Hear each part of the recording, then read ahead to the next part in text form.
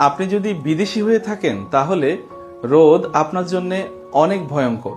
বাংলাদেশের রোদে গরম এবং আর্দ্রতার কারণে মুখ অনেক বেশি কালো হয়ে যায়, মুখে ব্রণ এবং ঘামাচি দেখা দেয়।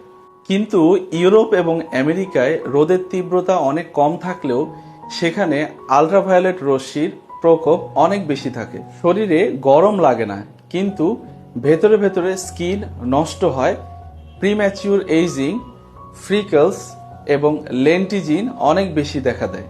মিডল ইস্টের কান্ট্রি যেমন সৌদি আরব, কাতার, কুয়েত, দুবাই ইত্যাদি কান্ট্রিতে বাতাস অনেক বেশি শুষ্ক থাকে, সূর্যের আলো সরাসরি মুখে এসে পড়ে, যার কারণে খুব তাড়াতাড়ি মুখ কালো হয়ে যায়, শুষ্কতা এবং সানবার্ন দেখা দেয়।